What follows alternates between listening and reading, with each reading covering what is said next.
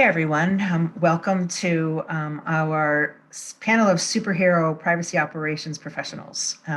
We're hoping this is going to be a very engaging and lively conversation. And as Stephen said, we're hoping that you use that Q&A section at the bottom of your screen to engage with us as we have conversations about some of the top challenges in managing a privacy program. I'm coming to Wirewheel. I am here, almost a little over a year. I'm a senior advisor focused on helping our clients build, scale, measure, and readjust privacy operations as the world changes around us. I'm coming to this role after 25 years in-house, cross industry, large, small. I think it's safe to say I've seen it all, although it keeps changing. So, pretty soon, maybe not. It's definitely an exciting time to be leading a privacy organization with a whole lot of change. And in that light, what we're hoping is that this is a fluid conversation among our panelists. And that's what we're hoping to do is over the next 30 minutes, have a conversation among us all about what some of the top challenges are and how we've been solving it. We will leave 10 minutes at the end to address any questions that have come up in the Q&A and we haven't addressed as part of our lively chat. So I'm expecting this group to be engaging, fun, and lively. So I'm looking forward to it. So here we go. To get started, I think what maybe a great thing to do is to just go have each of our panelists introduce themselves and maybe share what they see as one of the top 1 or 2 operational challenges they face or privacy professionals in general face today. So maybe Rochelle, if we start with you. Yeah, for sure. Hi there. Thanks, Ginny. My name is Rochelle Basterosh. I'm a legal counsel at Shopify. I'm actually not your typical privacy professional. I actually do more regulatory affairs, which we actually house under our larger privacy team. So more on that later. In terms of top sort of things that we're facing right now in privacy operations is obviously maintaining compliance objectives in times of high turnover, which is sort of why I'm on this panel. One of our Wirewheel superstars in-house at Shopify left for another company. And so I've kind of taken over that relationship. And then also hoping to share some tips and tricks for engaging with parallel teams, seeing as I am on a parallel team and engage with the privacy team all the time. Thanks. Awesome. Rebecca? Hi, I'm Rebecca Shore. I am the Chief Privacy Officer at Albertsons. As Rochelle just said, I'm actually one of the people who has recently made a transition prior to coming to Albertsons and being their Chief Privacy Officer. I was the privacy lead at Under Armour for their global privacy operations. I think there have been so many of us right now that are in this kind of shifting phase, either to a new position or kind of stepping into a larger position, just kind of based on what's going on in the privacy space and along the legal community. Some of the challenges, I think, as I'm looking at being in this totally new role and kind of what that means from an operational standpoint is kind of evaluating what worked at your old organization, how things may work and transition over to your new organization. So for me, one of the things that I really found valuable in my prior position was we've been on a sprint planning cycle for several years. And so trying to find ways to kind of jump in with my new team and work and transition over to a sprint planning cycle. For those of you who are familiar with sprint planning, I'm not talking about the really in-depth sprint planning that the technology teams do with 15-minute stand-ups every day. That's not what we're talking about. It's more of a simplified iteration of it. What I really love from an operational standpoint when you're stepping into a new role is where do you put all the things you kind of discover or want to know when you're finding something new? So Rochelle, in your new seat, like where do you have all these questions, where do you house them? And sprint planning has this great process where you're kind of outlining and capturing your backlog. So that from an operational perspective is really helpful when you're walking into a new organization and you're just filled with questions and you want to go deeper into things. It's just a nice way to say, here's all the things I might not have time today, but I want to get into. And it's just a really great way to prioritize them. The other thing that I really find, and I agree with all of you all on, is how do you find time to be strategic? I think we are so busy with ever-changing things that you really have to find ways to be creative in evaluating how you're going to govern your program, what rules of the game you're going to really outline there. And in that case, it's really the identification and creation of playbooks. At my prior organizations, for those of you who kind of heard me talk about this before, we called our program GDPR Plus at Under Armour, which was like the acknowledgement of the GDPR was going to be global. Let's just kind of accept the principles. I'm at a US-based company now. Obviously, the branding doesn't make sense to be GDPR Plus, but to come to the company and say, like, how do we find a way to have, and for all of us to have a strategic position operationally of what makes sense so that you're less reactive to every little change that pops up and you're really thinking about it more proactively of what these true principles of privacy are and how do you operationalize them more uniformly. Awesome. Thank you. Definitely that common theme of change and people moving. I mean, it's everywhere. You know, every day on LinkedIn, you see so-and-so moved. It's a great time to be in privacy, in the privacy profession. So Nada, do you want to introduce yourself? Sure. I'm Nada Basakri. I'm Vice President and Senior Counsel at Apple Bank, based in New York City. I'm also an adjunct professor at Albany Law. So I'm excited to join this panel today. I think there'll be a lot of really great observations about operations, like Rochelle said, tips and tricks, some of our own war stories. So, of particular interest to me right now in an early, in a young program with some lower or early level maturity, I think a lot of the challenge can be socializing privacy substantively among, the business counterparts who are engaging with the data more directly, as well as socialization of privacy at the leadership level where you need buy-in for expanding a budget or collaborating with other business units to the extent that they have initiatives that can help you with your own kind of piggybacking and what those opportunities for piggybacking could look like. So yeah, I'm excited to chat with everyone and thanks for having me. So before we get into some of the tips and tricks, I don't know about you, but one of the things that I have found as I changed companies is that organizational cultures of companies are very different. The way they achieve projects, the way they run programs, whether it's highly structured or democratized. I wonder if we could just give folks listening a little context about the organizational culture you face when running a privacy program, the structure, and then what kind of governance did you put in place for your program and why, based on that? I guess I can go first since I started an intro first. So actually at Shopify, a lot of people assume that because we are have grown so quickly as a company that sort of our legal team and our privacy team and whatnot have sort of matched that. That isn't the case the way that most people would believe it to be. However, one of our early lawyers was a privacy lawyer, and so that championing of privacy started happening at Shopify at a very early stage. And so the way that people talk about privacy or talk about the company as a whole is in this lens of trust. And so everything comes down to trust with our merchants, with the customers who use our merchants, anybody that we are interacting with. And that language has really helped shape the way that people view privacy at Shopify. But because one of those early lawyers was a privacy lawyer, actually our regulatory affairs team, our government affairs team, and our litigation team all fall under the privacy umbrella at Shopify, which I think is very unique and a bit unusual for a tech company.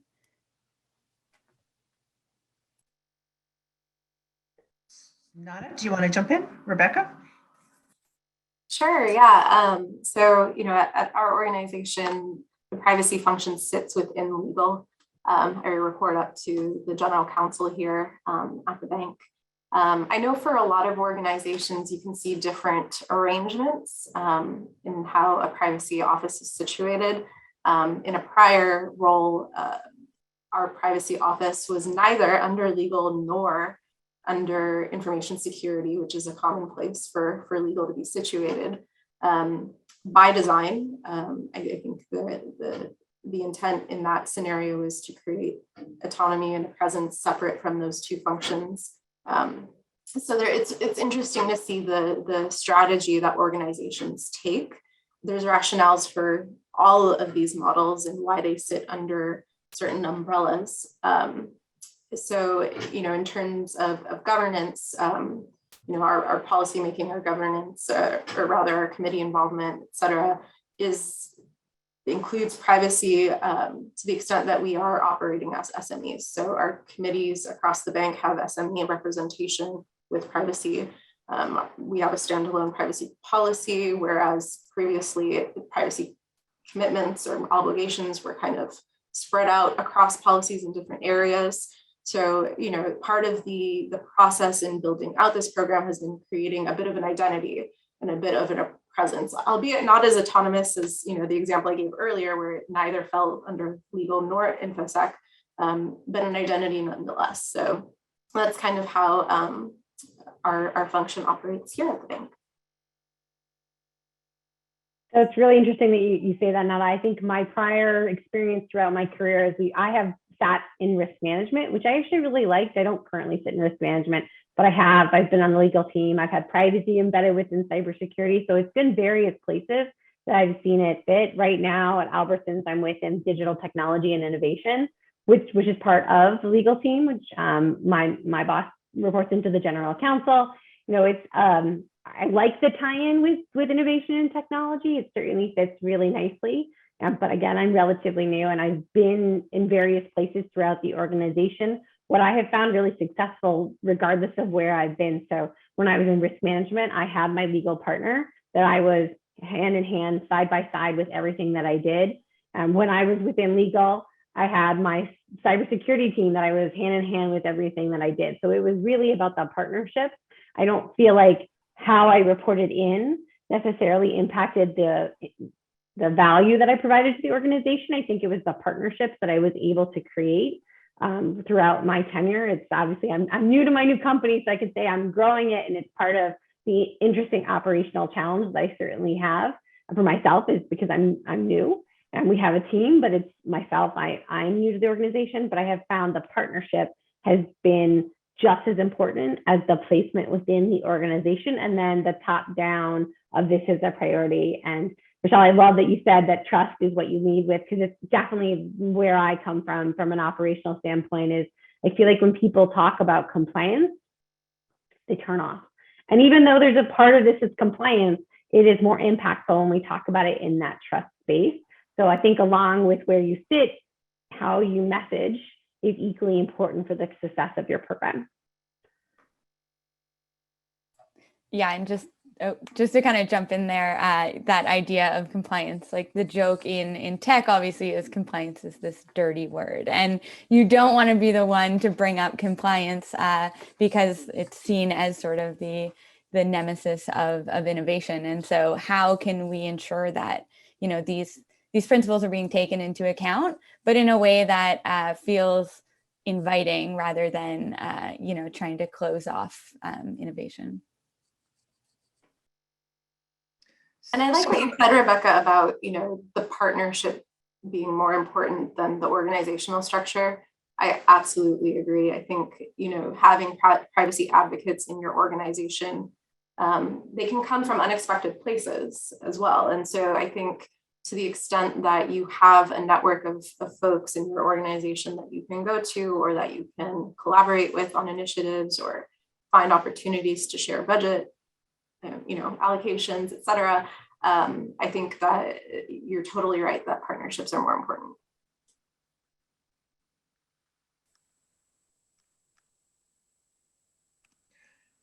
So from an engagement standpoint, you're in an existing organization. I have reported into legal. I've reported into the CTO. I've reported into the CISO. What keeps people together? What's the glue? How do people stay engaged? How do you find the right people to be on teams? Is it project-based? Is it program-based? Do you need a charter? What keeps people together? What keeps them enthused? So I think there's two parts. I think one is speaking to people as individuals and not necessarily within their role as a company, but you have children. Have you put a security freeze on their social security number? Like starting to get them excited about what it is to be in the privacy space, I think is one piece of it. Because I do think it helps you identify the champions you weren't expecting, as Nada called out, like that there are people out there who love privacy, just haven't been made aware of the fact that what they love is privacy.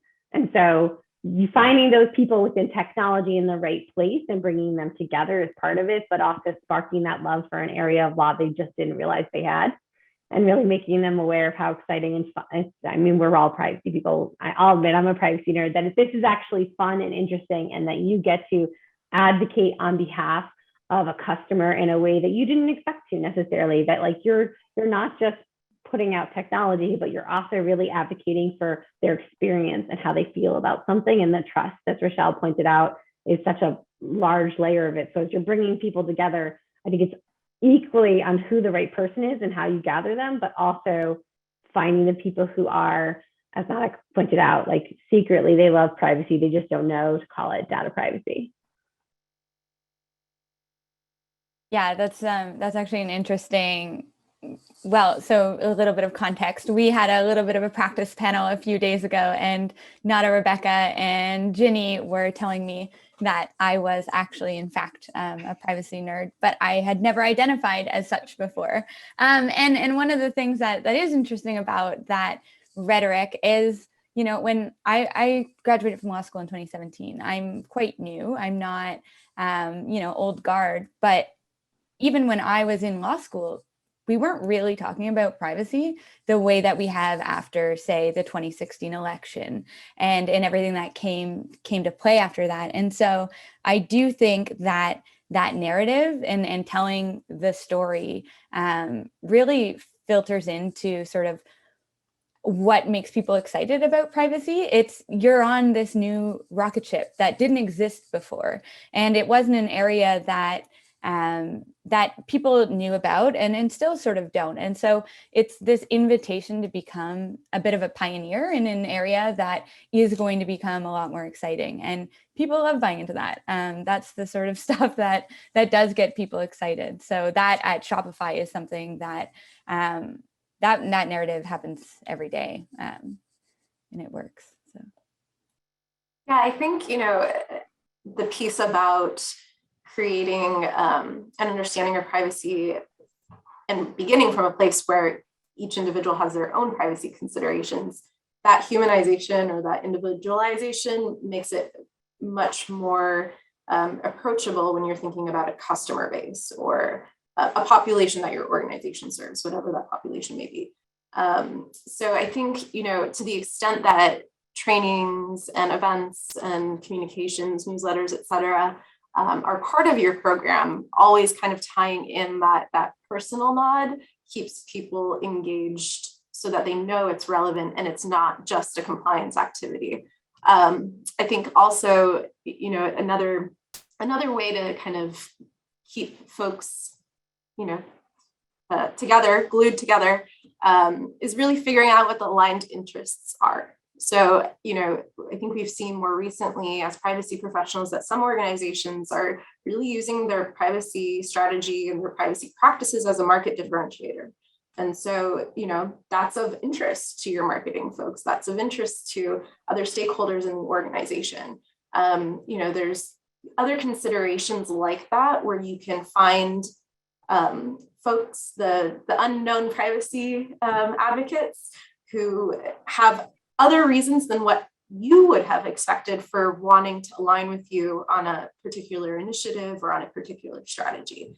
So I think that's part of it, just figuring out what the interests across your organization are and figuring out which ones, apart from compliance, align with the work of, the work being undertaken.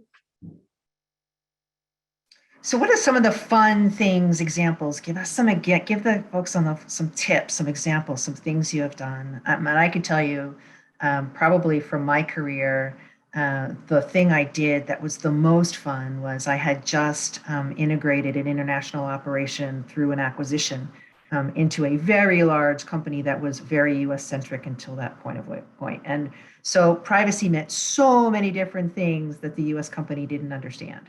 And my job was to make that like one view.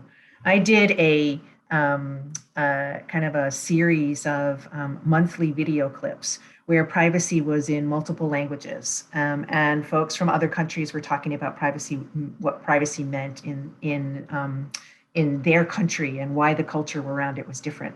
And that personalization, drawing people in and helping them understand differences, really helped build the integration practice, where before it was like, we'll never make this work. It was like, oh yeah, okay, we're just culturally different. And it was fun, and it was engaging, it was lively. They were like, 30-second clips every 30 days. So that's one from my playbook. What about you all? So I'll say meeting people where they are. So if you have Slack, having a Slack channel that's specific to privacy. For me, one of the biggest moments for me a few years ago when there was a major breach, you share, hey, this is in the news. I wasn't the first one to write about it. And people were asking, what do I do? And like, there was this excitement that wasn't drawn from me. And I loved that there was a space where people who were interested could join a channel and participate. And it wasn't something I always had to be active in, that there were other people. It's how you identify those other people who actually love privacy but don't know they do. And I think meeting people technologically where they are is a really, particularly in this very, very remote world that we now live in, is a really important part. It's not fun in like in the traditional sense. Again, huge privacy nerd. Like, I feel like it's fun for me because I was so excited by the fact that the conversation wasn't just driven by the attorneys in the room, that there were other people out there that I wasn't expecting to really participate and have that conversation first. So, thinking about ways that we engage with the non-privacy folks around the organization, one of the things that I've launched, well, I guess it's not a launch anymore, and one of the things that I've had as an initiative in the last year and a half is a monthly newsletter. And that sounds like something that shows up in your inbox and you click delete, or it's already routed to a folder and you don't look at it. But we found out very quickly that folks were really engaging with the content. And, we had recurring sections, privacy news, privacy concept of the month, like breaking down really, common concepts that we deal with daily without a thought, and really introducing them, as though it is the first time. And it truly is for a lot of the folks that are reading. We get a lot of communication after these newsletters. And I think one thing that we've tied into that effort, as well as our training video for privacy, is that there's always this message about, come talk to us if you're curious, come talk to us if you have ideas, come talk to us if you want to know why we exist as a function to begin with. I think that's part of the process in a new or in an organization where privacy is just now being introduced, or has only been reintroduced in the last years. So I think, having it be an approachable, or for lack of a better word, a safe space to tinker with all things privacy in it, I think that's a value, because it does move it away from kind of the box checking or the ominous compliance stuff. It creates, a framework for privacy being more than just a, compliance exercise. Yeah, actually, alongside that sort of an idea, we don't do a newsletter per se, but we do have a Security and Privacy Awareness Week, where we have, it's funny to say, but prizes for different things. And people love prizes. It doesn't matter what the prize is. If there is a chance to win something, they will do it. And so that might be, hey, go submit a DSAR request to see what information we have about you. Delete it, access it, whatever it is you want to do, but interact with the tools that we've built. interacting with nice, sleek tools always gets developers interested. If there's nice UX, they also enjoy that. That's been a good way for us to have people do something, engage with privacy in a way that they otherwise wouldn't have, that then gets them thinking about that information that is stored and why it's stored, and how we interact with that information once we have it, and how often it gets deleted, etc. So that was definitely something that that really went over very well at Shopify. Yeah, people really do love competition and prizes. We did something similar for Privacy Day, and last year it was virtual, and normally, as I understand, it's in person. I'm only about a year and a half into my role, so there are some things that predate me. But in any case, I think that the reasons why people engage are less important than the fact that they are engaging. And yeah, I think approachability, meeting people where they are, really important themes in your engagement strategy. I've done something similar with the rewards. There are lots of different ways to approach rewards, and it can be super fun. One of the things Rochelle brought up in the beginning is, when a compliance program changes, how do you maintain the objectives across time? And how do you keep people engaged when they know the core people have left, or there's been some major change? How do you keep people engaged? And one of the things that I used to do in addition to training was, cybersecurity does those, test phishing emails that you get, to see if you understand your security policies. Well, I used to do them, but fun ones where the answer was obvious. Who's the chief privacy officer? Mickey Mouse, Donald Duck, and then the real person's name. Just to keep it alive, and people would laugh. Some of the other things that I think I found people migrate to is when you find someone who's engaged, recognizing with rewards their contributions, whether that's a reward ceremony or working with the HR team, to make sure it's part of their job description and it's part of their performance review, the contributions that they make, because it's not their real job. Usually they're just helping out, right? So how do you reward them for that? I found working with HR partners to be very rewarding, because they're always looking for ways to motivate the workforce, and maybe training, getting them some outside training. So back to that topic that Rochelle raised, what do you do when the compliance objectives change and there's high turnovers? And can you give us some examples, of things you've accomplished, you've seen, and how you overcame them? Someone who's recently turned over to a new position, I feel like I'm in a good position here because I still talk to my old team, and I'm obviously on a new team here. I think a lot of this, and it's the same as if you go out on maternity leave, if there's a period of time you're not going to be there, is really making sure that you're building out a program. And I always talk about, like, future Rebecca a year from now is going to really hope that I spent the additional time to be strategic and document, that there's clear understanding of what was done, where to find it. Have you addressed your playbook and outlined it in writing? It's not just something you speak to, but you actually have a place for it. So it's really making sure that you're kind of always building your program, like, not to think, oh, I'm not going to be here in a year, but me in a year, if it's myself or someone else, for whatever reason, go on vacation, leave the company, have a baby, whatever those things are, that you're building out something and planning for what that transition is going to look like. If you're at a place right now today, someone is leaving, and you have nothing on them, ask them to do it. And what I did 2 jobs ago, and I kind of had always laid out for my 7 years at Under Armour, was I literally had a theme every day. And I said, okay, today we're going to do this topic, and we're going to spend 2 hours. Who wants to come? And I would have those conversations to try to transfer as much knowledge as I could on that issue, so that there was holistic handoff. So I would encourage you, for people who are leaving, if they've already left, I'm sorry, but I hope that in that planning part, you're kind of thinking through how that's going to be. You think how your data is going to be stored and governed. So you have a naming convention that makes things easy to find. If you're not there, you're on vacation, you win the lottery, you want to make sure that that's set up for the future. Yeah, I'm down to win the lottery. That would be a great, great reason to leave. No, I mean, I've been on the other side of that, Rebecca, where, we're kind of picking up the pieces when someone does leave. And I think the number one thing that the last few years has taught me is like that continuation in the eyes of the company is crucial. That idea that it's not the end of an era and it's actually a continuation. And you can be freaking out internally, you can freak out up to your boss and whatnot, but like it doesn't do anyone any good if you are externally freaking out to them. So someone's coming to you, hey, I used to talk to XYZ, I see they're no longer here. It's, we've got this and we'll figure out how.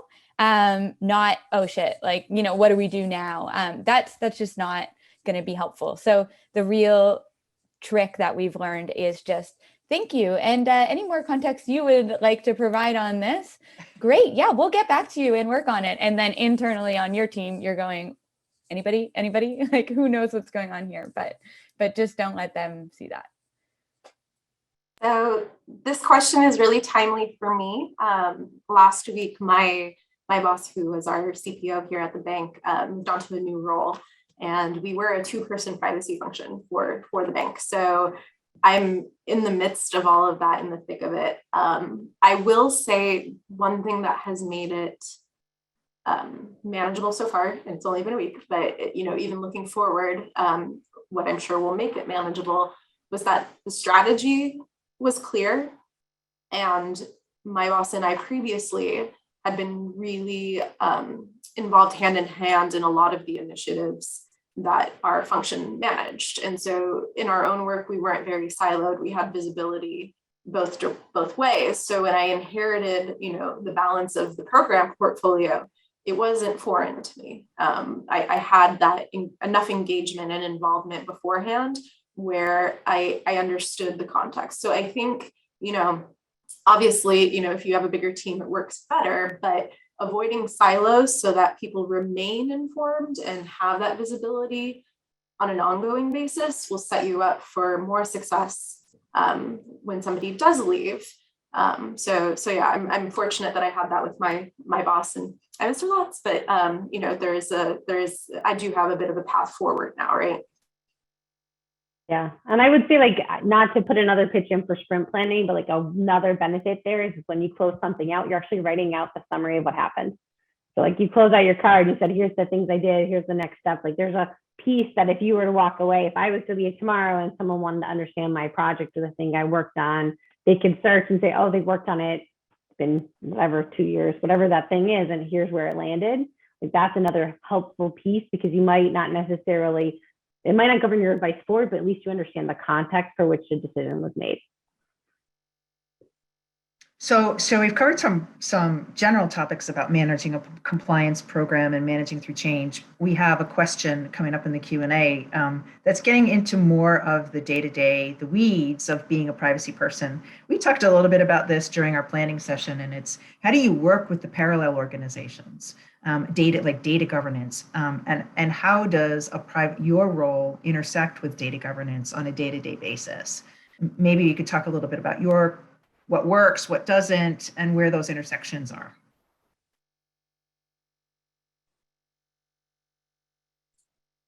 So happy to start with that question. Our organization has data governance as a standalone function.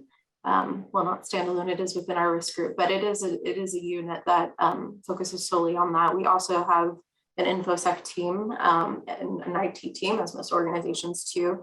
And I would say that those are the three groups that we engage with the most and have the strongest partnerships with because of the proximity in nature of the work we do. So for instance, our data governance folks at the moment are doing a lot of data discovery work, which is less concerned with a privacy style inventory where you also want to capture purpose and some of the more narrative considerations that you might capture, but they are doing some work that I can leverage, right? So they are identifying systems identifying the types of data elements in those systems.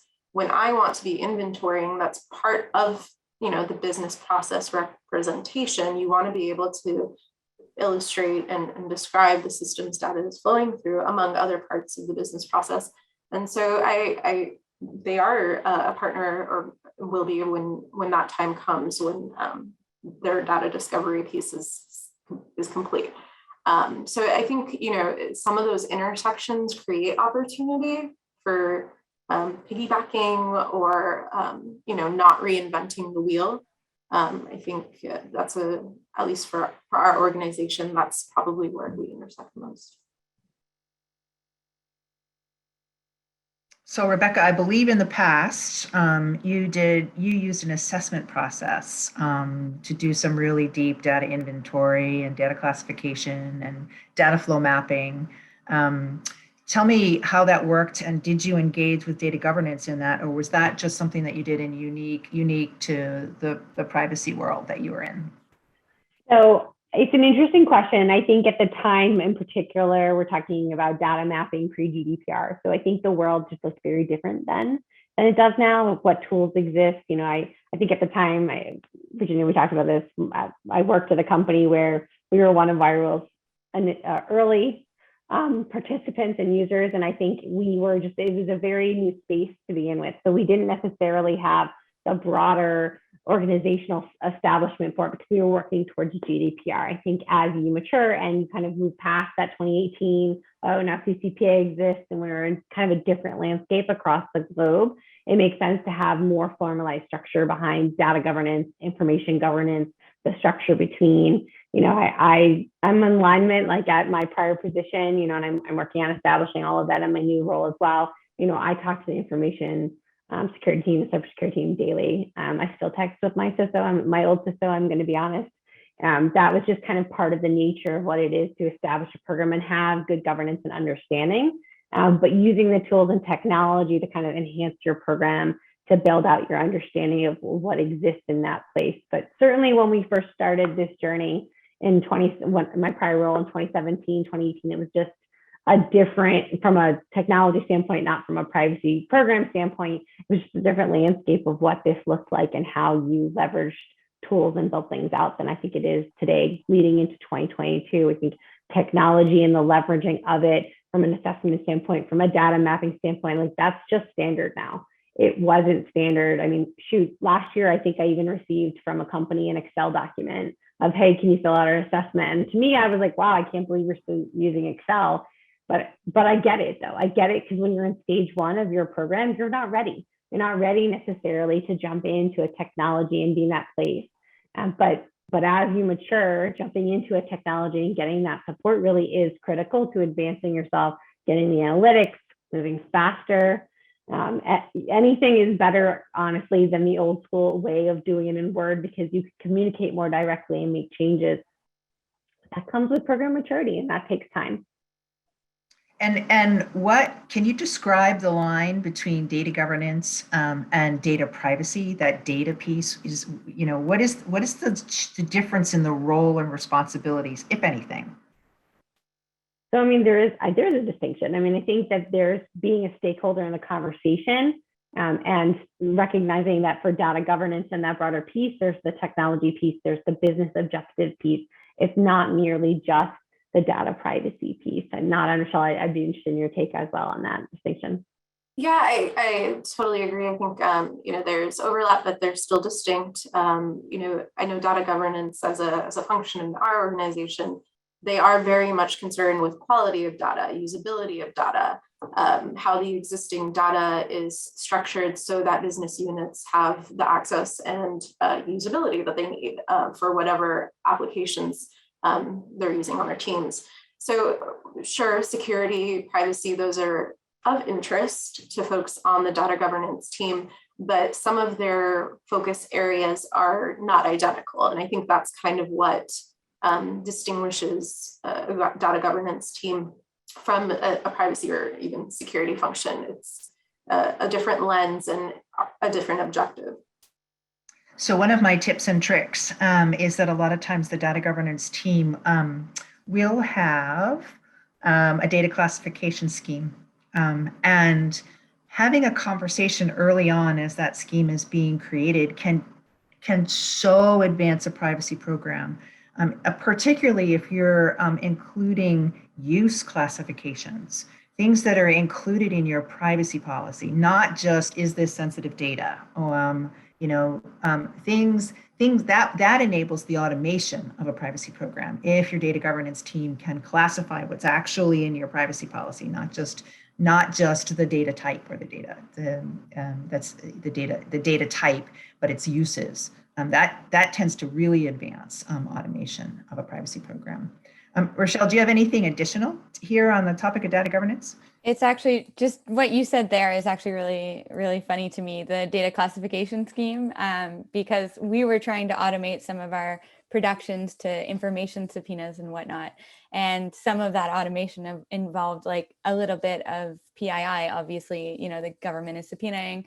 There's a legal reason why we need to produce in certain instances. And we had to go to our chief data scientist in order to get access to that. Even as legal, it was, this is such sensitive information. You have to go book time and make the case as to why you need access to that. And so I agree with what you're saying about the data classification. It was actually very refreshing to have to do that. The meeting ended up being quite funny, where you're like, yes, we do need access to this, and this is why. And they're looking at you like, yeah, okay, that's a pretty good reason.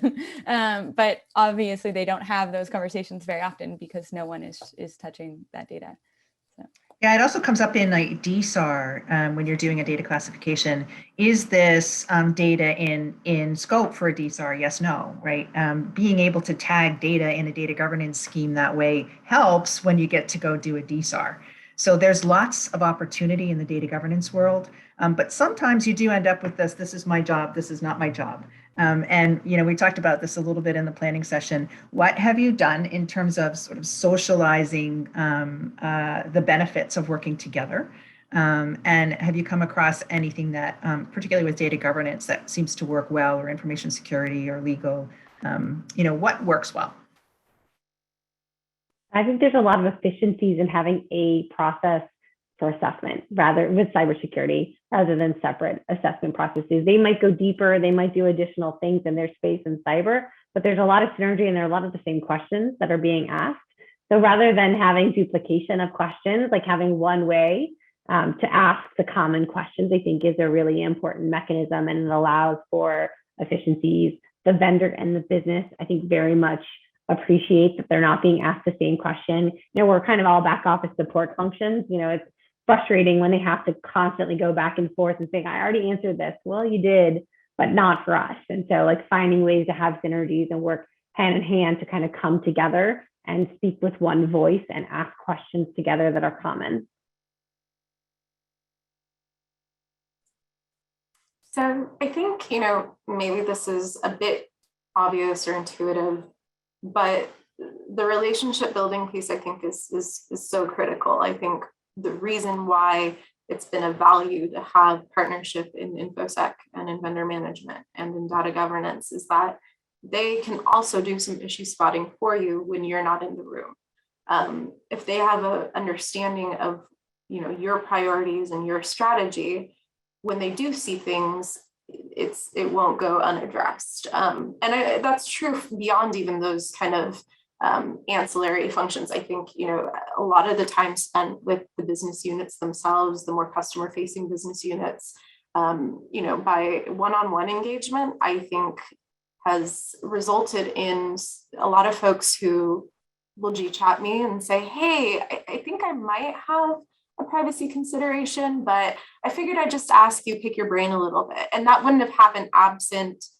some of those earlier one-on-one engagements that were, more social, arguably. So I think that's how you can solidify yourself as a resource. And that's where, the benefits from cross-functional interactions arise.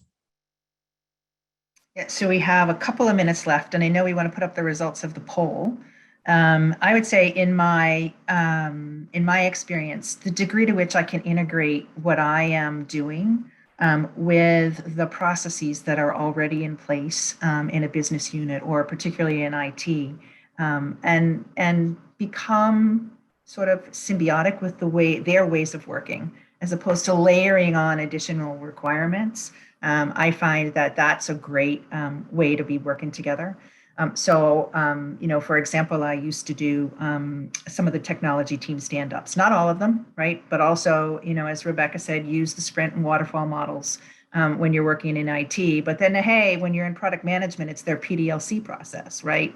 Showing up and linking into a PDLC, product development lifecycle process, or even an SDLC, software development lifecycle process. Using what's already in place to create efficiencies. We'll just do a round robin here to close out.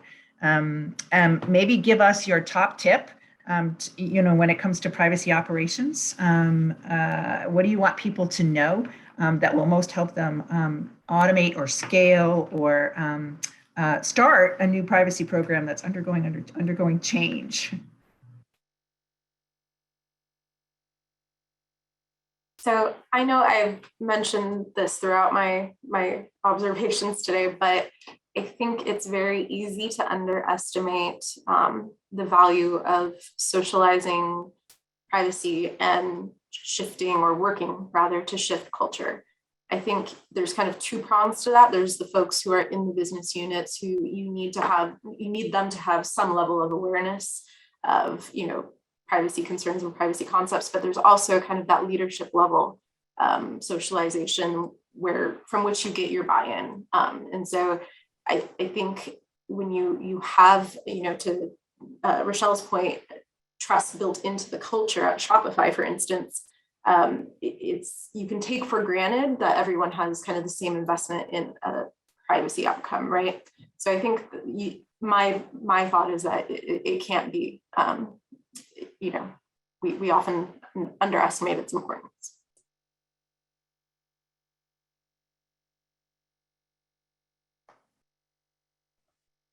My biggest takeaway I'm going to leave with all of you is, because I'm in a role, find time to be strategic.